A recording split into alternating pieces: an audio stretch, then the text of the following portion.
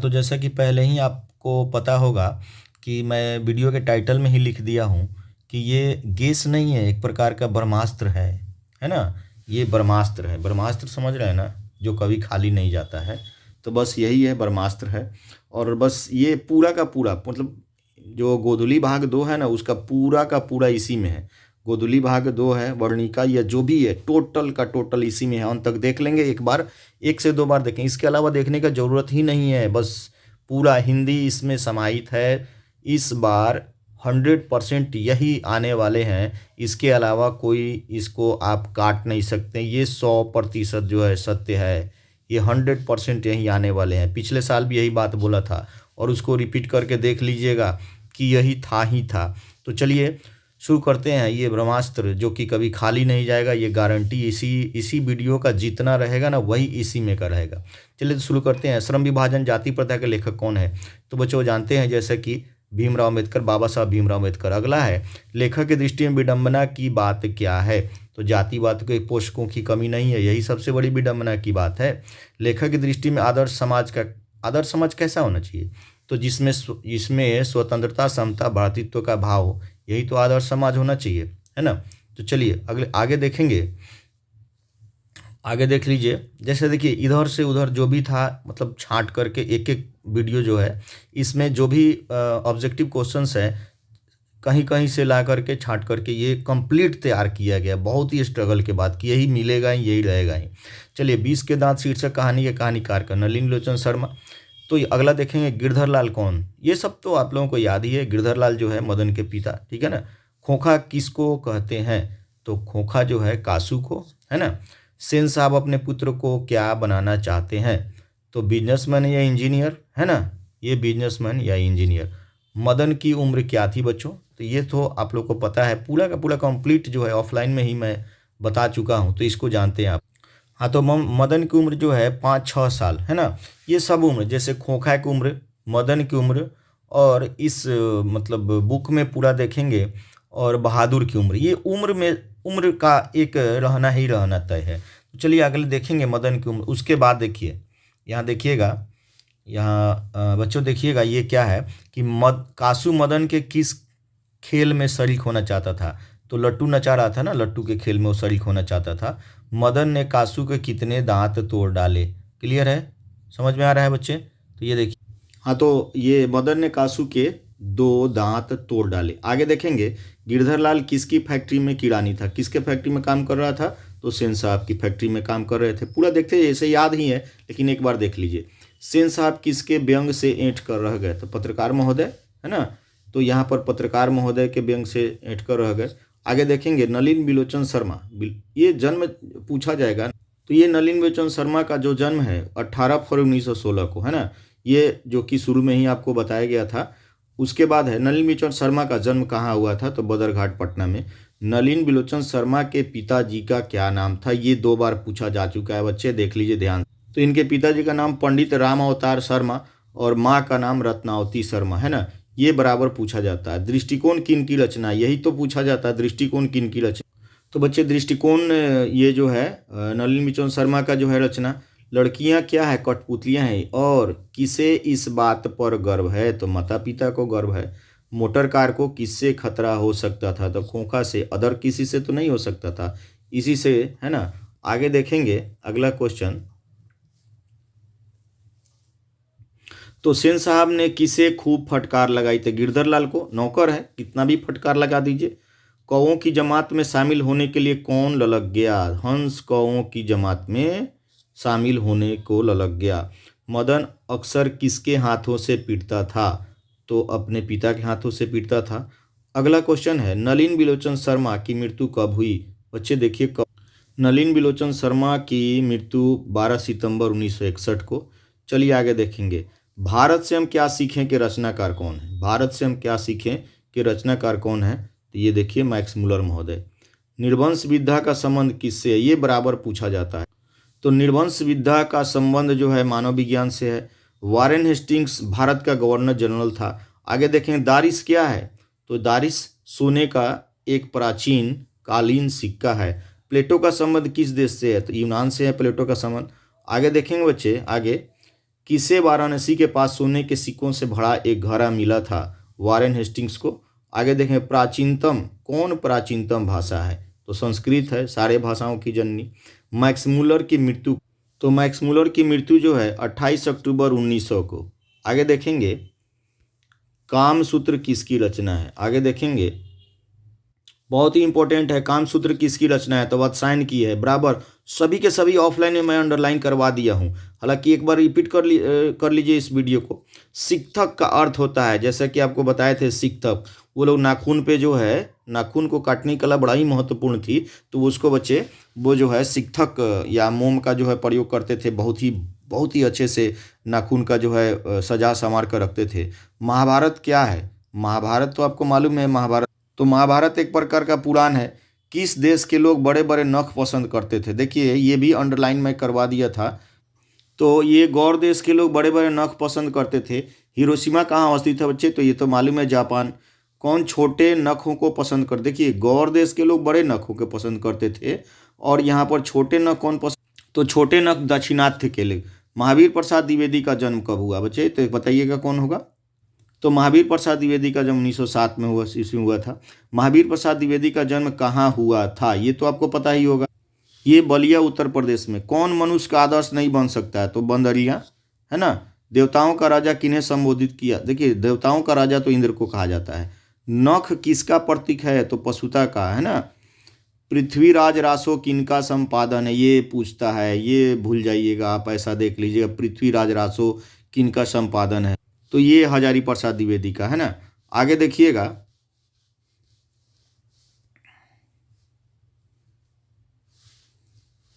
आगे नागरी लिपि शीर्षक निबंध के निबंधकार कौन है? तो नागरी लिपि का तो मालूम ही है। तो ये नागरी लिपि के शीर्षक के निबंधकार गुणाकर मूले जी हैं। नागरी लिपि शीर्षक पाठ किस पुस्तक से लिया गया है, जो अंडरलाइन कराए थे? तो भारतीय लिपियों की कहानी से। आगे देखेंगे, मराठी भाषा की लिपि कौन सी है? तो ये तो आपको मालूम है, देवनागरी। सिद्धम क्या है? तो एक प्रकार की लिपि है। देखिए, ब्राह्मी और सिद्धम लिपि। किसे देवनागरी की संज्ञा दी गई है? देवनागरी। देवनागरी काशी को कहते हैं। हिंदी के आदि कवि सरहपाद हैं। अमोघ वर्ष कौन था? तो प्रख्यात राष्ट्रकूट राजा था। आगे देखेंगे, अगला, ये मिहिर भोज की ग्वालियर प्रशस्ति किस भाषा में है? मिहिर भोज की ग्वालियर प्रशस्ति जो है संस्कृत में है। बेतमा कहाँ है? इंदौर के पास है। दक्षिण भारत के पांड्य प्रदेश से किस राजा के पलियम ताम्रपत्र जो है ये मिला था? तो ये राजा वर्गुन, ठीक है। उत्तर भारत की विशेष स्थापत्य शैली को क्या कहते हैं? इसको कहते हैं नागर शैली। गुणाकर मूले का जन्म कब हुआ था? तो गुणाकर मूले का जन्म 1935 में हुआ था। और कहाँ हुआ था? महाराष्ट्र में। इन्होंने किस पुस्तक में पुरानी लिपियों की विस्तृत जानकारी दी है? तो ये बताइए। तो इसका हो जाएगा पूरा लिपि शास्त्र। मराठी कौन सी लिपि है? देवनागरी है। गुप्तों की राजधानी पटना को क्या कहा जाता? देवनगर। गुणाकर मूले ने विभिन्न विषयों पर कितने निबंध लिखे? तो ये हो जाएगा, गुणाकर मूले ने विभिन्न विषयों पर कितने निबंध? 4500 से अधिक। भारतीय लिपियों की कहानी किनकी प्रसिद्ध रचना है? ये देखिए, ये 18 नंबर का क्या होगा? तो ये हो गया गुणाकर मूले। उसके बाद इस्लामी शासन का भारत में आरंभ काल, तो 13वीं सदी हो जाएगा, और गुणाकर मूले की मृत्यु हो जाएगी, ये हो जाएगा 2009। आगे देखेंगे बच्चे, आगे देखेंगे, बहादुर शीर्षक में से भी छांट करके आपके सामने ये सब पूछने ही वाला है। बहादुर शीर्षक कहानी का अमरकांत है। जिंदगी और जोंक, ये देखिए, जिंदगी और जोंक किसकी, ये जो है कहानी है अमरकांत। बहादुर का पूरा नाम तो दिल बहादुर, आपको मालूम है। निर्मला कौन थी? तो कहानीकार की नौकराइन नहीं थी, कहानीकार की पत्नी थी। बहादुर कहाँ से भागकर आया था? तो नेपाल से। कहानीकार के लड़के का क्या नाम था? है ना, किशोर था, बड़े लड़के का नाम था। रिश्तेदार की पत्नी के कितने रुपए खो गए? आपको ये भी पता होगा। तो ये 11 रुपए खूंट में बांध कर रखी थी और झूठा इल्जाम लगा दी थी। आगे देखेंगे, और सब में से जो भी VVI इंपॉर्टेंट है, जो इस बार पूछने वाला है, ब्रह्मास्त्र है, ये अंत तक देखते रहेंगे, छोड़ना नहीं है वीडियो को, अंत तक देखता रहेंगे। और ये ऐसे ही आपको संस्कृत का इसके पहले मिला है पूरा का पूरा, ये हिंदी है, इसके बाद सोशल साइंस मिलता रहेगा। तो सब्सक्राइब कर लेंगे, बेल आइकॉन प्रेस कर लेंगे, चूँकि ये परमानेंट आपको ये इस बार जो बोर्ड का एग्जाम होने वाला है उस तक आपको सारे के सारे मटेरियल मिलते रहेंगे।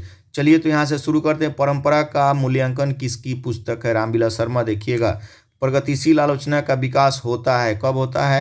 तो ये हो जाएगा साहित्य की परंपरा के ज्ञान से। सभ्यता का हर स्तर क्या नहीं होता? वर्ग युद्ध। साहित्य सापेक्ष रूप में क्या होता है? तो स्वाधीन होता है। एथेंस किस महादेश में है?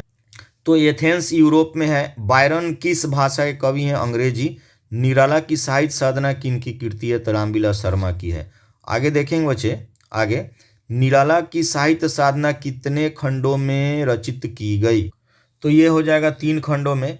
इस कहानी के लेखक यानी रामविलास शर्मा का जन्म कब हुआ? तो 10 अक्टूबर 1912 को। इस कहानी के लेखक का जन्म कहाँ हुआ? ऊंचगांव सानी में। प्रेमचंद्र और उनका युग किनकी रचना है? डॉक्टर रामविलास शर्मा का। इनकी मृत्यु कब और कहाँ हुई? तो इनकी मृत्यु जो है 2000 दिल्ली में हुई थी। साहित्य सापेक्ष रूप में होती है, क्या होती है? स्वाधीन। लैटिन कवि कौन थे? वर्जिल। तार सप्तक में कितने कवियों की कविताएं संग्रहित है? तो 7 कवियों की। अगे ने तार सप्तक कब संपादित किया था? देखिए, चूंकि ये बीच बीच से उठा करके पूछा गया क्वेश्चन रहेगा, तो ये हो जाएगा अगे ने तार सप्तक कब संपादित किया था? 1943 में। शर्मा जी ने पुरस्कार की राशि किससे दान स्वरूप दिया? भारत सरकार को। आदिम का शाब्दिक अर्थ होता है अति प्राचीन। भारतेंदु हरिश्चंद्र किसकी रचना है? तो ये हो जाएगा आपका, ये हो जाएगा डॉक्टर रामविलास शर्मा। आगे देखेंगे, आविन्यो कहाँ स्थित है? तो जैसा कि मालूम है दक्षिण फ्रांस में। रोन नदी कहाँ है? तो वही दक्षिण फ्रांस में। आविन्यो के रचनाकार जैसा कि आपको मालूम है अशोक वाजपेयी।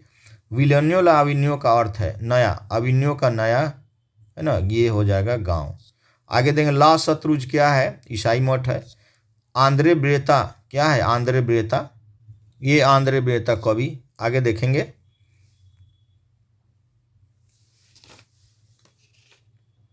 तो ये तो नदी किनारे नदी है, ये किनका है? तो अशोक वाजपेयी की। आगे, शहर अब भी संभावना है, यह कृति किसकी है? अशोक वाजपेयी की। कुमार गंधर्व क्या थे? तो शास्त्रीय गायक। अशोक वाजपेयी ला शत्रुज में कितने दिनों तक रहे बच्चे? तो ये तो मालूम है कितने दिनों तक रहे, तो ये कुल 19 दिन तक रहे। अशोक वाजपेयी का जन्म कब हुआ था? ये तो क्लियर आपको मालूम होगा, ये 16 जनवरी 1941। अशोक वाजपेयी का जन्म कहाँ हुआ था? दुर्ग, छत्तीसगढ़। लेखक ने 24 अक्टूबर से 10 नवंबर 1994 कुल कितनी रचनाएं की? ये भी आपको पता ही होगा, कुल कितनी, तो ये आपको पता होगा। तो ये 35 कविता और 27 गद्य। आविन्यो फ्रांस का एक प्रमुख क्या रहा है? तो ये कला केंद्र रहा है। आविन्यो दक्षिण फ्रांस का एक मध्ययुगीन ईसाई मठ। पिकासो की प्रसिद्ध रचना का शीर्षक है, यहाँ पर बताइए कौन सा होगा? तो ये हो जाएगा ल मादामोजेल द आविन्यो। अशोक वाजपेयी की रचनात्मक प्रतिभा यहाँ है, क्या है? तो जैसा कि मालूम है उसमें 2 शीर्षक हैं, एक तो नदी किनारे नदी है, प्रतीक्षा करते हैं पत्थर, ये 2 है, तो ए और बी दोनों हो जाएगा। इसका आंसर ए और बी दोनों हो जाएगा। इनमें किसका संपादन अशोक वाजपेयी ने किया? तो पहचान, ठीक है ना। आगे देखेंगे, अगला क्वेश्चन है, तो अशोक वाजपेयी के पिता का नाम परमानंद वाजपेयी है और अशोक वाजपेयी को फ्रेंच सरकार द्वारा दिया जाने वाला पुरस्कार है officer of the order of ये जो है क्रॉस, ये officer of the order of cross, ये पुरस्कार इनको मिला था। अगला मछली शीर्षक में से ये आपको निश्चित रूप से रहेगा, इसको ध्यान से देख लेंगे। संतु भीगने से बचने के लिए कहाँ खड़ा हो गया, है ना, तो ये मकान के नीचे। लगभग जय हिंद शुक्ल जी की रचना है, तो ये क्या है? काव्य संग्रह, कहानी संग्रह, उपन्यास, क्या है इसमें? तो ये हो जाएगा काव्य संग्रह। शुक्ल जी इंदिरा गांधी कृषि विश्वविद्यालय में किस पद पर थे? तो एसोसिएट प्रोफेसर के पद पर थे। आगे देखेंगे, सत्य के साथ मेरे प्रयोग किसकी रचना है? तो महात्मा गांधी की। हिंद स्वराज के रचनाकार महात्मा गांधी। हरिजन के संपादक, तो ये सभी के सभी महात्मा गांधी। अहिंसा दिवस किस तारीख को मनाया जाता है बच्चे? तो बच्चे ऐसा है कि अहिंसा दिवस किस तारीख को मनाया जाता है? तो ये तो मालूम है आपको, क्या आपको मालूम है? उनके जन्म दिवस पर 2 अक्टूबर को। आगे देखें, भारतीय संस्कृति किसकी प्रतीक था? भिन्न भिन्न संस्कृतियों के सामंजस्य की।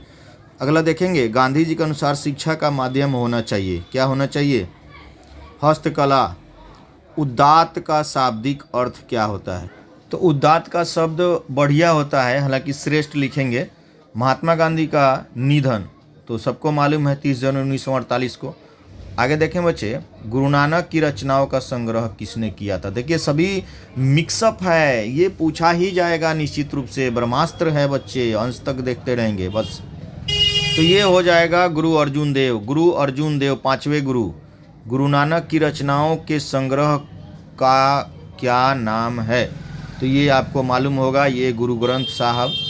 और आसदी बार किसकी रचना है, ये आसदी बार किसकी रचना है, तो गुरु नानक की। गुरु नानक का जन्म कहाँ हुआ था, तो ये नाना काना साहब, जिनको पाकिस्तान में नाना काना साहब के नाम से जाना जाता है।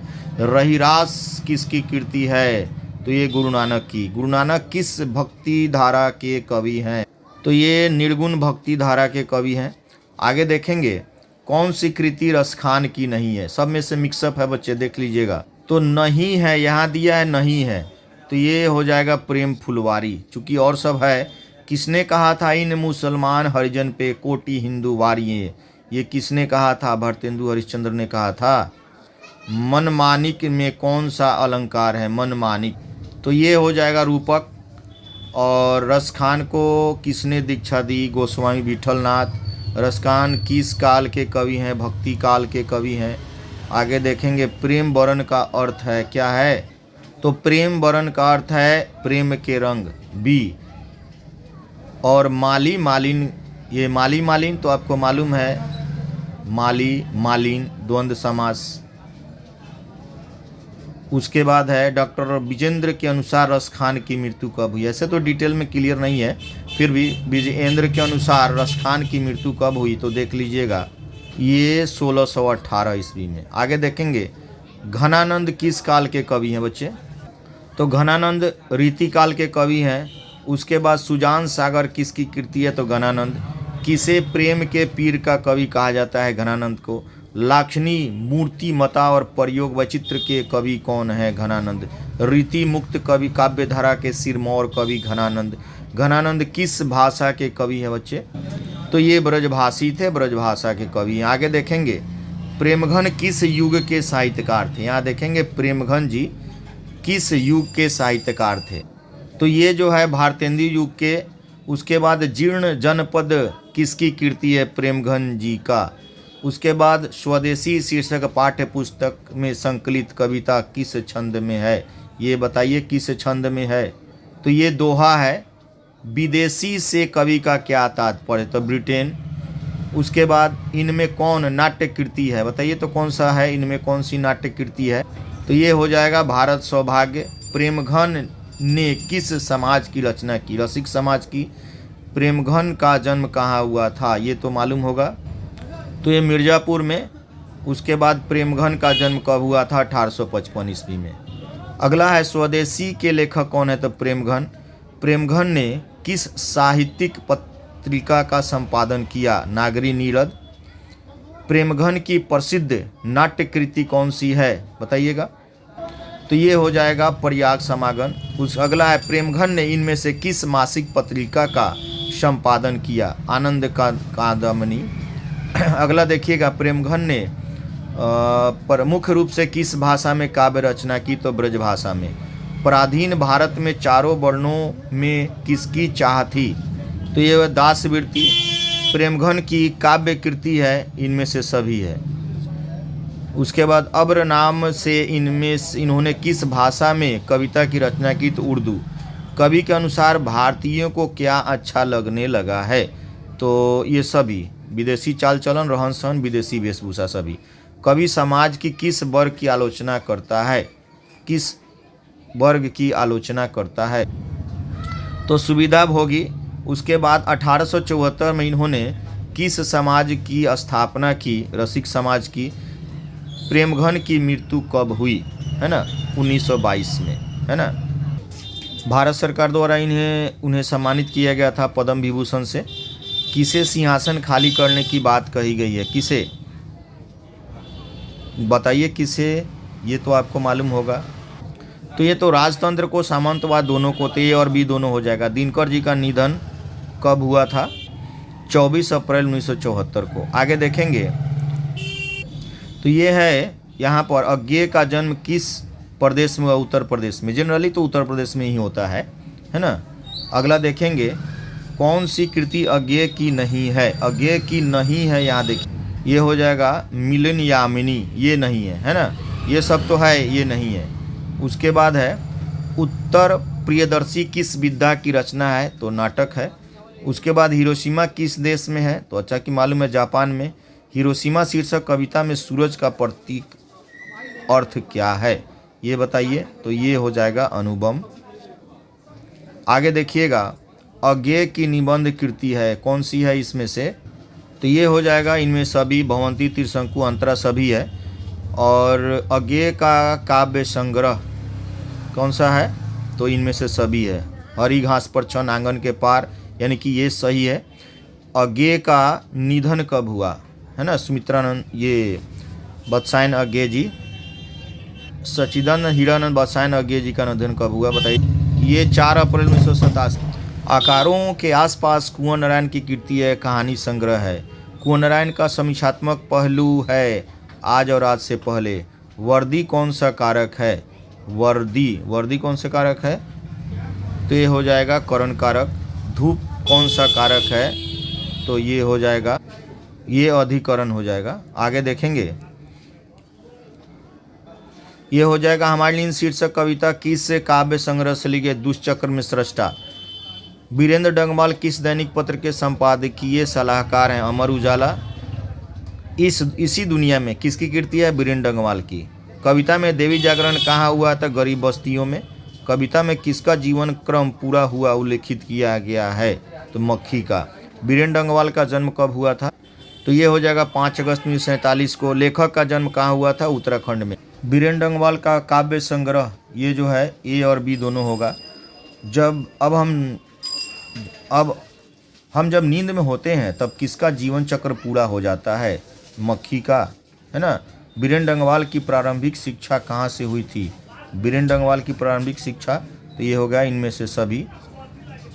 इन्होंने किस विश्वविद्यालय में एमए की डिग्री प्राप्त की? किस विश्वविद्यालय में? तो ये इलाहाबाद विश्वविद्यालय में। दंगे आगजनी बमबारी में किसका चित्रण हुआ है?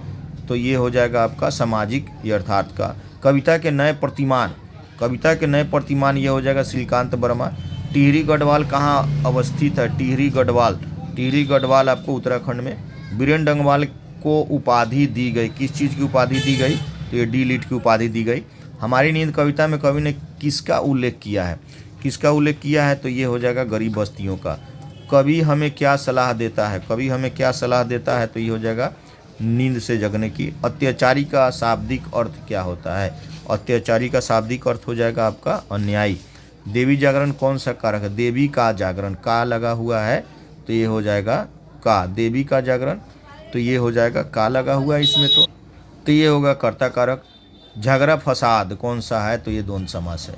आगे देखेंगे, खाली शब्द, तो ये खाली शब्द है अर्थ भी। अबोध बालक के अक्षर पाटी पर क्या नहीं अटता? तो बेटे का क नहीं अटता, ये आपको मालूम होगा। ये अनामिका का लिखा हुआ। किसका ध्यान क लिखते समय कबूतर पर होता है? किसका ध्यान होता है बच्चे? तो ये मालूम है, तो ये हो जाएगा अबोध बालक का। ये कोई ड को क्या समझता है? तो माँ समझता है। 13 कविता अक्षर ज्ञान में र को क्या कहा गया है? तो ये हो जाएगा माँ और बेटा। खालिश बेचैनी किसकी है? खालिश बेचैनी किया है तो खरगोश यहाँ है ना, ठीक है ना। तो जब ऑप्शन नहीं है तो बेटे की होगा। कविता में घ से किसका बोध कराया गया है? तो घ से घड़ा। कवित्री अनामिका इनमें से किसका संपादन किया है? तो ये हो जाएगा कहती है औरतें। कवित्री अनामिका की आलोचनात्मक लेखन है, कौन सा है इसमें? तो ये हो जाएगा आपका स्त्रीत्व का मानचित्र। कवित्री अनामिका को किस सम्मान से सम्मानित किया गया है? तो इसमें आपको मालूम होगा, तो ये हो जाएगा आपको इनमें से सभी। कवित्री द्वारा अंग्रेजी में लिखी गई आलोचनात्मक लेखन है, क्या है इसमें? तो ये हो जाएगा आपका पोस्ट एलिएटिव पोइट्री। विफलता पर छलक पड़ते हैं, क्या छलक पड़ते हैं? ये तो मालूम है, ये हो जाएंगे आंसू। आगे देखिएगा अगला ये जो है, रेनर मारिया रिल्के किस भाषा के कवि हैं? तो ये जर्मन भाषा के। पाठ्य पुस्तक में संकलित रिल्के की कविता का हिंदी अनुवाद किसने किया है? ये तो आपको मालूम ही होगा कौन सा है, तो ये हो जाएगा धर्मवीर भारती। पाठ्य पुस्तक में संकलित रिल्के की कविता किस भाव की है? किस भाव की है? तो ये हो जाएगा आपको भक्ति भाव की। भगवान की कृपा दृष्टि कहाँ विश्राम करती है? भगवान की कृपा दृष्टि जो है कवि के कोपलों पर। कवि किसके स्वाधीन होने की बात करता है? तो मदिरा। मेरे बिना तुम प्रभु के लेखक कौन है? मेरे बिना तुम प्रभु के लेखक हो जाएंगे अज्ञे जी, सॉरी ये रेनर मारिया रिल्के। रेनर मारिया रिल्के का जन्म कब हुआ था? रेनर मारिया रिल्के का जन्म हुआ था 4 दिसंबर 1875 में प्राग में। आगे देखिएगा, और ये जो है रेनर मारिया रिल्के का जन्म कहाँ हुआ था? तो जैसा कि मालूम है रेनर मारिया रिल्के का जन्म जर्मनी में। रेनर मारिया रिल्के के पिताजी का नाम क्या था? तो ये हो जाएगा जोसेफ रिल्के। रेनर के माताजी का क्या नाम था? रेनर के माताजी का नाम था, ये हो जाएगा आपका ये सोफिया। भक्त रिल्के ईश्वर से क्या करता है? क्या करता है? तो यहाँ पे ये प्रश्न करता है। रेनर मारिया रिल्के का निधन कब हुआ था? तो ये हो जाएगा 29 दिसंबर 1926 को। रिल्के की कहानी संग्रह है ये जो है, तो ये हो जाएगा आपको टेल्स ऑफ ऑलमाइटी। रिल्के की कविता मेरे बिना तुम प्रभु है, तो ये है आपको भावात्मक रहस्यवाद। ये भक्त कवि अपने को भगवान का क्या मानता है? तो ये हो जाएगा आपको जलपात्र। रिल्के का काव्य संग्रह है, रिल्के का काव्य संग्रह है, ये हो जाएगा आपका एडवेंट, सॉरी इनमें से सभी हो जाएगा। ये रिल्के का उपन्यास द नोटबुक ऑफ, यहाँ देखेंगे द नोटबुक ऑफ मार्टिलॉलिस ब्रिज का है। शानदार लबादा किसका गिर जाएगा? तो प्रभु का। लबादा का शाब्दिक अर्थ क्या है? लबादा का शाब्दिक अर्थ जो है चोगा। आगे देखेंगे, अगला देखेंगे यहाँ पे जीवनानंद दास की श्रेष्ठ प्रेम कविता क्या है? तो ये होगा जीवनानंद दास की श्रेष्ठ प्रेम कविता है वनलता सेन, ये बराबर पूछा जाता है। वनलता सेन काव्य संकलन के लिए जीवनानंद दास को कब श्रेष्ठ काव्य संकलन से पुरस्कृत किया गया था? 1952 में। लड़के की नाव कैसी है? पुरानी है। जीवनानंद दास का निधन कब हुआ था? 1954 में। आगे देखेंगे अगला, लौट कर आऊँगा फिर कविता है, ये कैसी कविता है? तो ये जो है राष्ट्रीय चेतना की कविता है। अगला देखेंगे, जीवनानंद दास हैं, साहित्यकार हैं। कवि मृत्युपरांत कहाँ आने की लालसा रखता है? मातृभूमि में, बंगाल में। उसके बाद है किसने जीवनानंद दास की बहुप्रशंसित प्रसिद्ध कविता को हिंदी में अनुवाद किया था? तो ये हो जाएगा आपका प्रयाग शुक्ल। जीवनानंद दास को जाना जाता है, किस चीज़ के लिए जाना जाता है? तो ये बांग्ला के आधुनिक कवि के रूप में। कवि किसके आमंत्रण पर आने की बात कहता है? यहाँ देखिएगा कौन कौन बुलाएगा तो आने की बात करता है, तो खेत और खलिहानों के। कवि अगले जन्म में क्या क्या बनने की संभावना व्यक्त करता है? तो ये हो जाएगा आपको कौवा, हंस, उल्लू, सारस। कवि किसके बीच अंधेरे में होने की बात करता है? तो ये जो है किसके बीच अंधेरे में होने की बात करता है? तो ये तो पक्षी होना चाहिए, लेकिन इसमें सरसों अगर दिया है तो ये रहेगा। रूपसा क्या है? रूपसा क्या है? तो ये रूपसा बंगाल की नदी है। जीवनानंद दास की काव्य संकलन, यहाँ तो सभी, आलोक, पृथ्वी, धूसर पलक, ये सब सभी होगा, इनमें से सभी होगा, है ना। जीवनानंद दास जो है किस भाषा कवि हैं? तो बांग्ला। इनमें से कौन सी कृति जीवनानंद दास की नहीं है? भूमिजा। पाठ्य पुस्तक में संकलित जीवनानंद दास की कविता का हिंदी अनुवाद किया है किसने? प्रयाग शुक्ल ने। सातटी तरार तिमिर किसकी कृति है? जीवनानंद दास की। लौट कर आऊँगा फिर शीर्षक कविता में उल्लू कहाँ बोलता है? कपास के पेड़ पर। जीवनानंद दास का जन्म कब हुआ था? ये 1899 में। आगे देखेंगे, ये देखिए बीजाक्षर किसकी कृति? अनामिका की। गलत पत्ते की चिट्ठी किस विधा की कृति है? तो ये हो जाएगा आपको काव्य संकलन। मन अर्जुन मन कृष्ण किसकी कृति है? ये 3 नंबर बताइएगा कौन सा है? तो अनामिका का। अक्षर ज्ञान शीर्षक कविता में किस मनोविज्ञान का आधार लिया गया है? तो यहाँ पर हो जाएगा बाल मनोविज्ञान का। अक्षर ज्ञान किनकी कृति है? अक्षर ज्ञान जो है अनामिका की कृति है। अनामिका का जन्म कब हुआ था? तो ये 6 नंबर का बताइएगा क्या होगा? तो ये हो जाएगा 17 अगस्त 1961 को। अनामिका का जन्म कहाँ हुआ था? मुजफ्फरपुर, बिहार। इनके पिता का क्या नाम था? श्यामानंद किशोर जो है। अगला देखेंगे, अगला कुंवर नारायण का जन्म किस शहर में हुआ? लखनऊ में। कुंवर नारायण का जन्म कब हुआ था? कुंवर नारायण का जन्म जो है 19 सितंबर 1927 को कुंवर नारायण को किस पुरस्कार से सम्मानित किया गया था? तो ये हो जाएगा प्रेमचंद पुरस्कार, साहित्य अकादमी, दोनों होगा, ए और बी दोनों हो जाएगा। कुंवर नारायण की प्रसिद्ध कृति कौन सी है? तो ये हो जाएगा आत्मजयी। ये बराबर पूछता है। कवि को वृक्ष कैसा लगता है? तो बूढ़ा चौकीदार की तरह। कवि ने घर लौटने पर दरवाजे पर क्या नहीं देखा? बूढ़े चौकीदार वृक्ष को। कुंवर ने लिखने की शुरुआत कब से की? तो ये हो जाएगा आपका 1950 ईस्वी से। एक वृक्ष की हत्या किससे जुड़ी हुई है? एक वृक्ष की हत्या जो है ये जो है पर्यावरण से। एक वृक्ष की हत्या पाठ में कवि किसकी रक्षा को कविता का केंद्र बिंदु? तो ये है तो ये हो जाएगा मानवता की रक्षा। बचाना है नदियों को नाला हो जाने से। कुंवर नारायण का काव्य संग्रह, तो ये जो है आपको इसमें होगा आपको आत्मजयी हो जाएगा, परिवेश हो जाएगा, यानी कि इनमें से सभी हो जाएगा, इनमें से सभी। कुछ क्षण का उदयअस्त इनमें से कौन सा अलंकार है? तो विरोधाभास एवं विभावना। हिरोशिमा शीर्षक कविता में वर्णित सूरज कहाँ निकला है? नगर के चौक पर। अज्ञेय के नाम से हिंदी साहित्य के इतिहास में कौन सा वाद जुड़ा हुआ है? तो ये हो जाएगा आपको प्रयोगवाद। कौन सी कृति अज्ञेय की है? तो ये हो जाएगा आपको अरे यावर याद रहेगा याद। अज्ञेय का जन्म जो है, अज्ञेय का जन्म हुआ था, कब हुआ था? ये 10 नंबर का बताइएगा क्या होगा? तो ये हो जाएगा 7 मार्च 1911। शेखर एक जीवनी अज्ञेय की प्रसिद्ध है, क्या है? ये जो है उपन्यास। अज्ञेय ने संपादन किया था, ये हुआ था, अज्ञेय ने संपादन किया था इनमें से सभी का। पुरस्कारिणी, तार सप्तक, रूपम्बरा। ये दो अगर सही होगा ना तो इनमें से सभी वाला ऑप्शन जो है चूज कर लीजिएगा। जापान के हिरोशिमा नामक नगर पर अणुबम किसने गिराया था? अमेरिका ने। अज्ञेय ने अपनी शिक्षा कहाँ तक प्राप्त की थी? तो ये हो जाएगा एमए तक। अज्ञेय का पूरा नाम सच्चिदानंद हीरानंद बत्सायन अज्ञेय जी, जैसे कि मालूम है आपको, ये हो जाएगा आपको सच्चिदानंद हीरानंद बत्सायन अज्ञेय। अज्ञेय के पिता का नाम क्या है? देखिए उनमें पिता का नाम जुड़ा हुआ है, आपको क्लियर हो जाना चाहिए। ये हीरानंद के पिता का नाम है, इसलिए सच्चिदानंद बत्सायन अज्ञेय पूरा क्लियर हो गया। अज्ञेय जी का माता का नाम क्या था? तो ये हो जाएगा आपको बेयंती देवी। आगे देखिएगा, राजतंत्र शीर्ष कविता में किसे देवता का? किसान और मजदूर को। जनतंत्र का जन्म के कवि कौन है?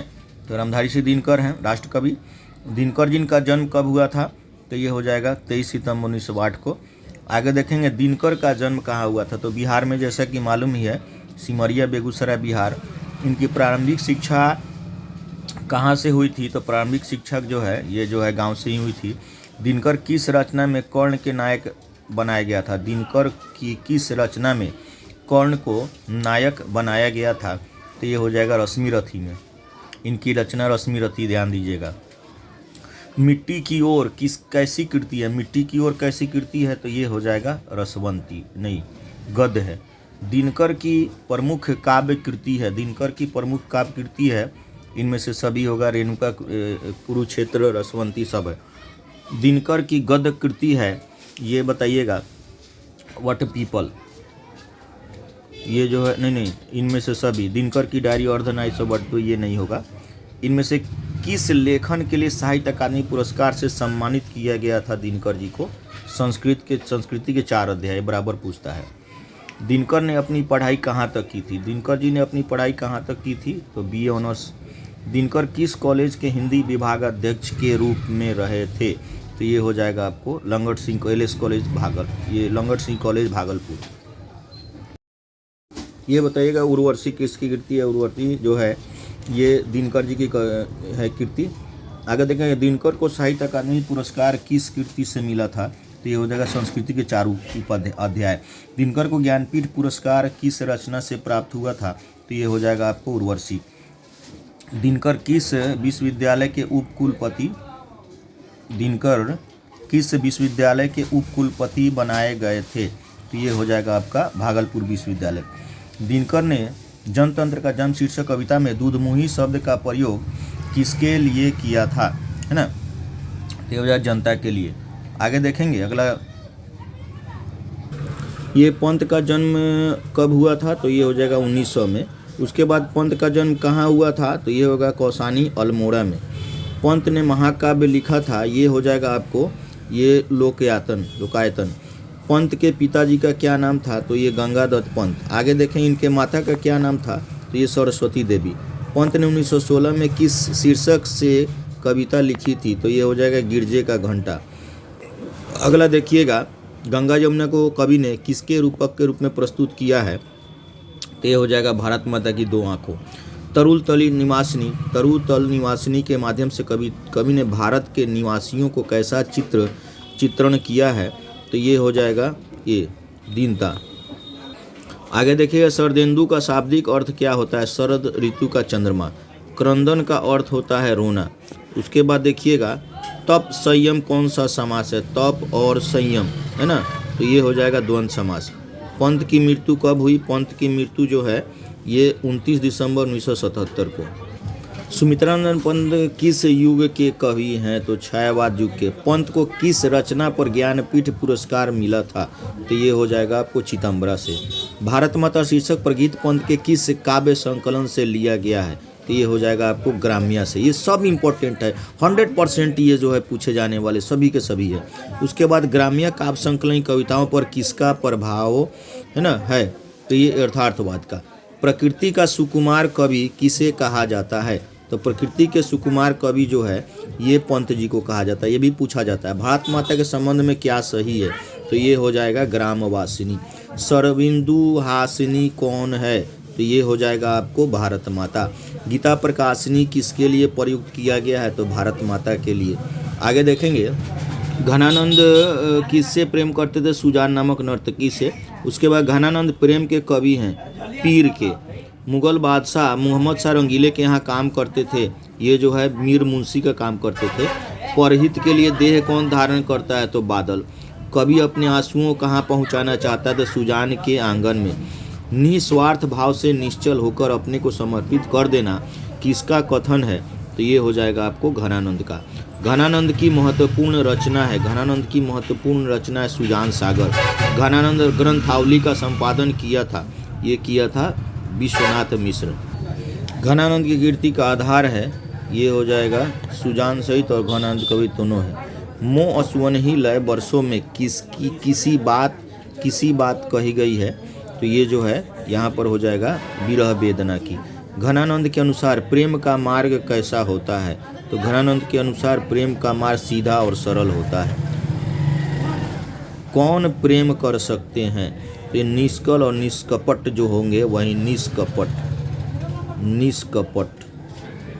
जो निश्चल है वही प्रेम कर सकते हैं। रसखान का जन्म कब हुआ था? 1533 में। अगला देखेंगे, 252 वैष्णव की वार्ता के आधार पर रसखान का जन्म कहाँ हुआ था? तो ये हो जाएगा दिल्ली में। प्रेम ऐनी श्री राधिका में कितने दोहे संकलित हैं? तो ये हो जाएगा 4। करील के कुंजन ऊपर 12 के अंतर्गत कितने सवैयाँ संकलित हैं? तो ये हो जाएगा 1। दान लीला में कितने छंद संकलित हैं? तो ये हो जाएगा 11। राधा कृष्ण को किस पद प्रबंध में संकलित किया गया है? तो ये होगा दान लीला। माली किसे कहा गया है? तो ये हो जाएगा राधा कृष्ण को। इस पाठ में चित्तचोर किसे कहा गया है? कृष्ण को। रसखान हिंदी के लोकप्रिय कवि हैं, है ना, तो ये कौन से कवि हैं? तो ये है जातीय। रसखान हिंदी के लोकप्रिय कवि हैं जातीय।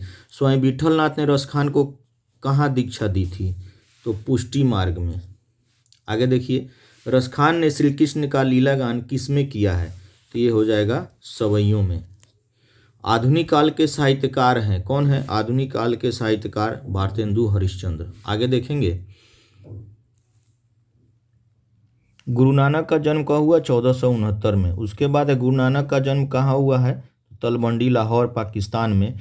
गुरु नानक के पिताजी का नाम क्या था? तो कालूचंद खत्री। उसके बाद गुरु नानक के माताजी का क्या नाम था? तो तृप्ता। ये सब पूछा जाता है। सुलक्षणी कौन थी? तो गुरु नानक की पत्नी थी। ये सब पूछा जाएगा। गुरु नानक के पद किस भाषा में रचित हैं? तो ये हो जाएगा पंजाबी मिश्रित ब्रजभाषा में। उसके बाद गुरु नानक के जन्म स्थान को क्या कहते हैं? गुरु नानक के जन्म स्थान को नानकाना साहब कहते हैं। आगे देखेंगे, नानकाना साहब कहाँ अवस्थित है? पाकिस्तान में। गुरु नानक की रचना है तो ये लिखेंगे, इनमें से सभी सोहिलास जपू जी सब है।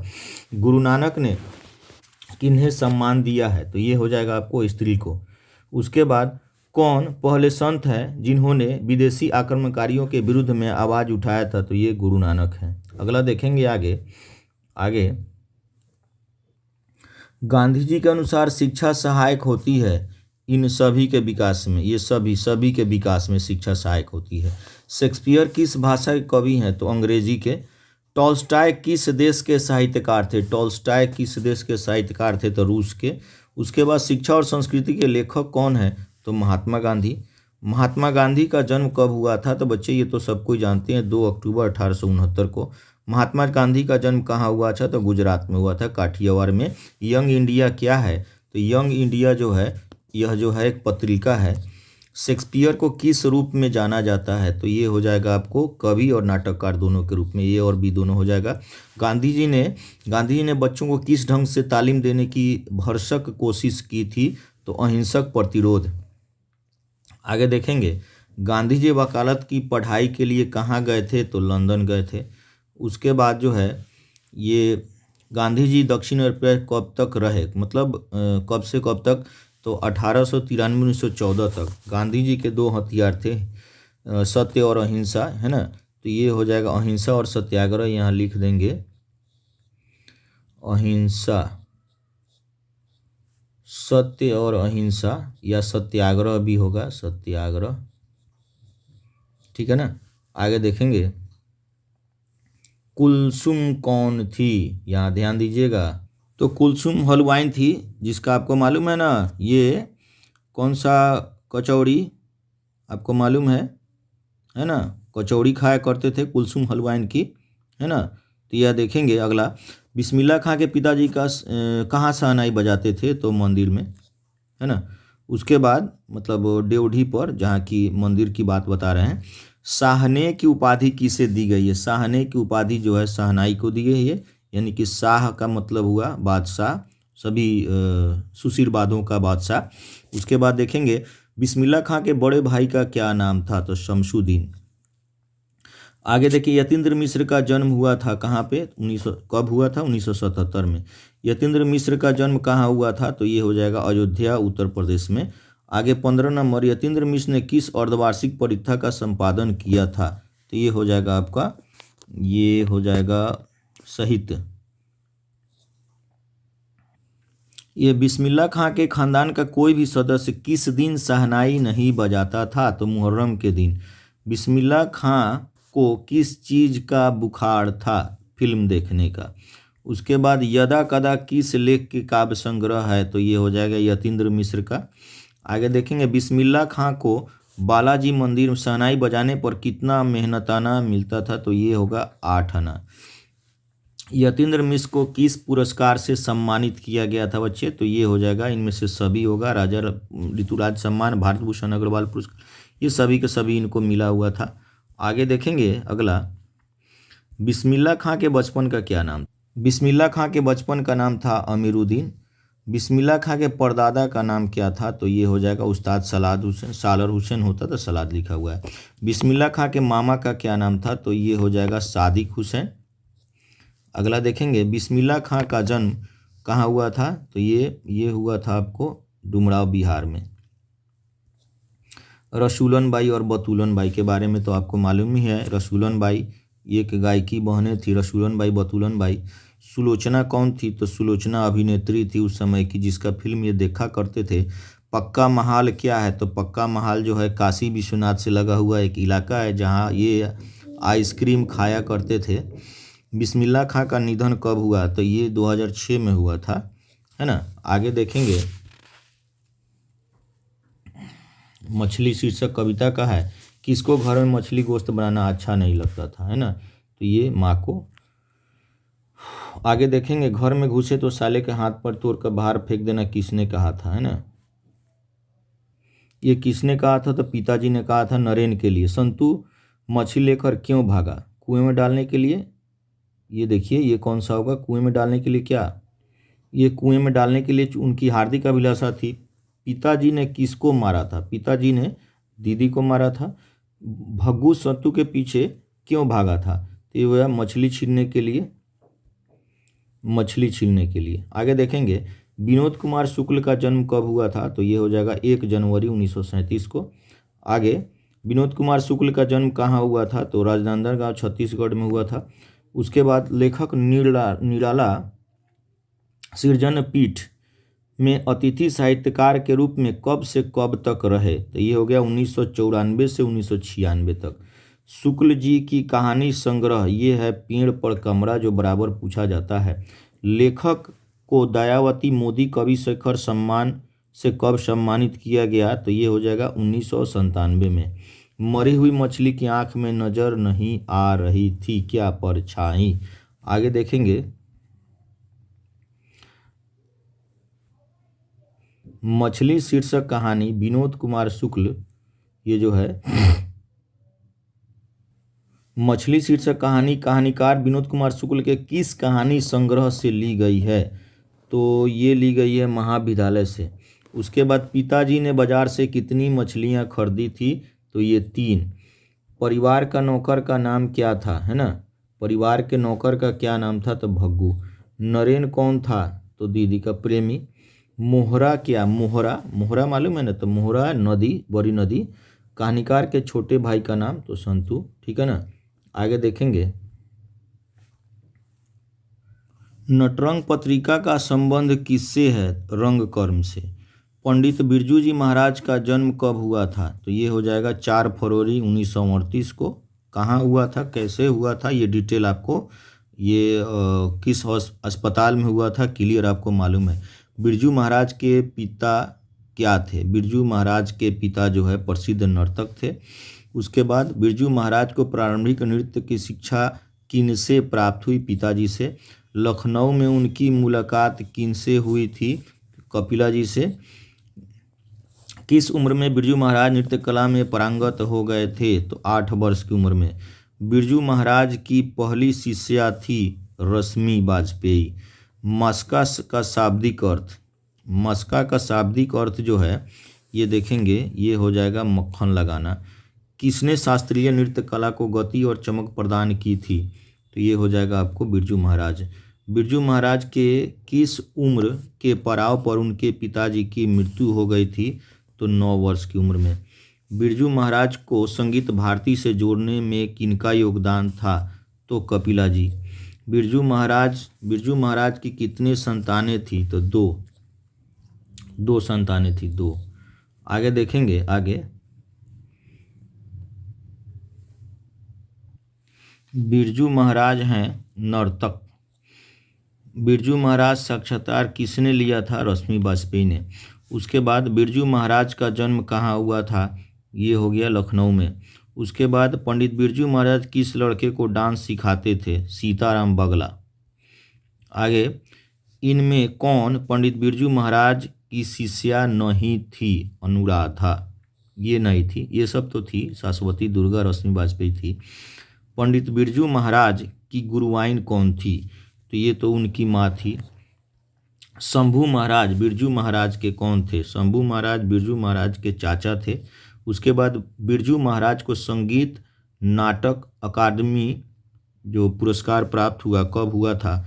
1965 में। आगे देखेंगे परंपरा का मूल्यांकन किसकी पुस्तक है? परंपरा का मूल्यांकन रामविलास शर्मा की पुस्तक है। प्रगतिशील आलोचना का विकास होता है साहित्य की परंपरा के ज्ञान से। आगे देखेंगे ये तो आपको ये क्लियर करा चुके हुए हैं पिछले ही, इसलिए जो है रुपए खोने का परपंच किसने रचा था? कहानीकार के रिश्तेदार ने।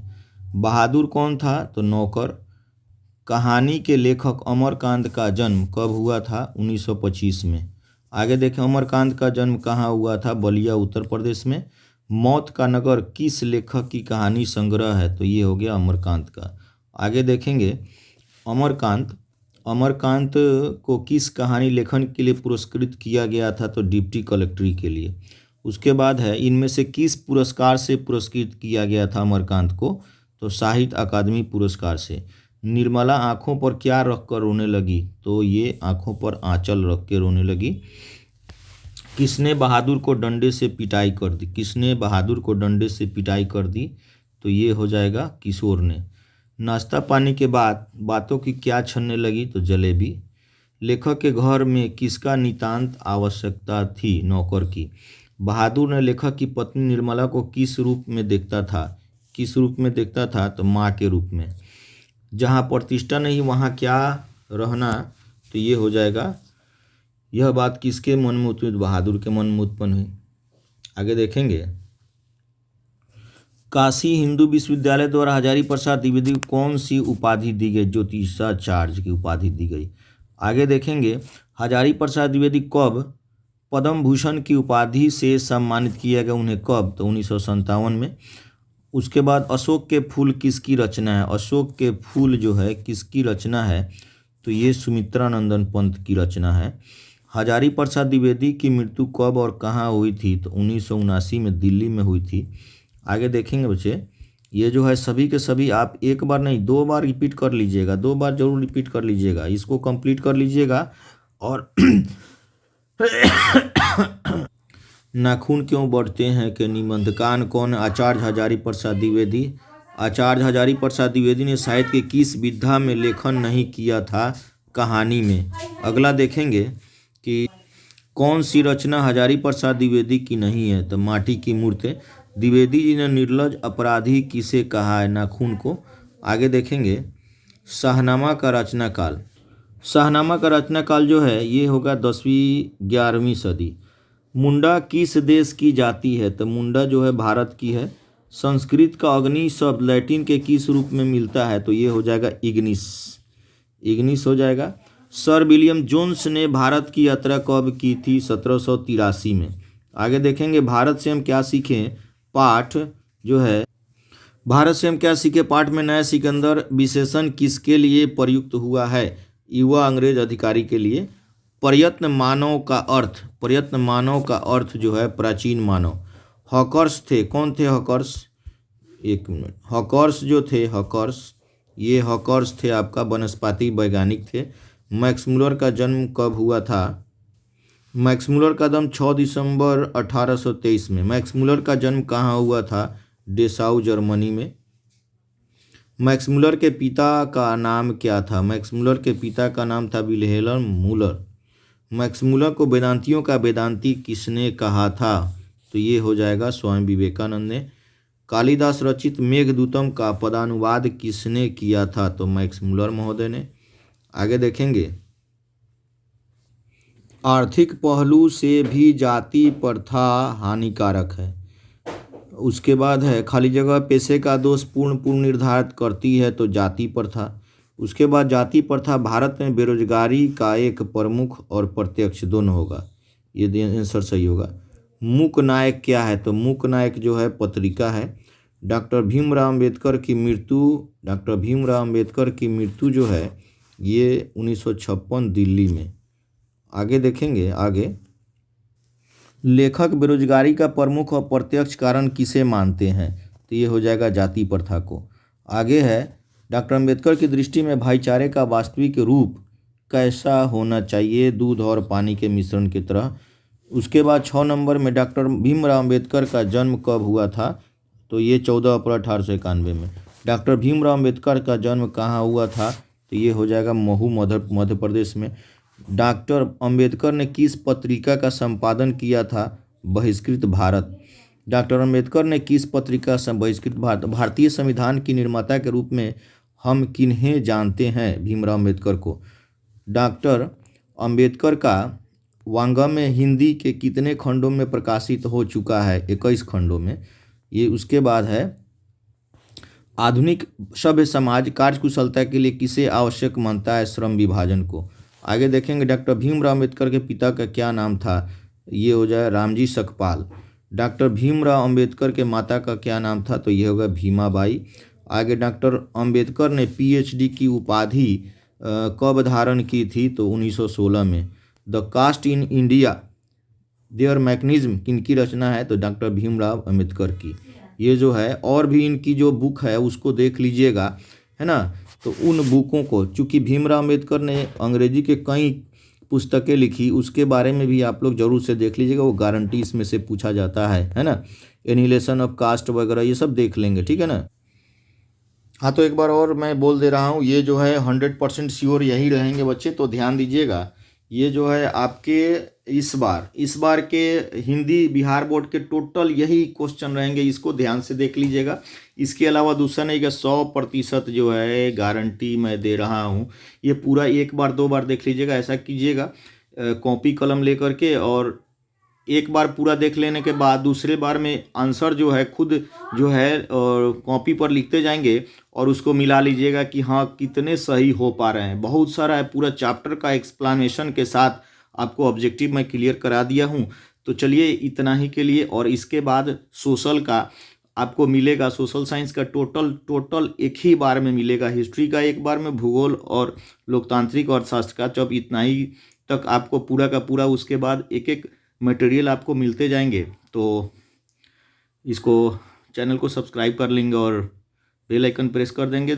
और जो ऑफलाइन में नहीं पढ़ रहे हैं बच्चे, वो भी जो है किसी और को जो है इसको शेयर करते रहेंगे और सबको लाभान्वित किया जा सके। चलिए इतना ही के लिए, धन्यवाद।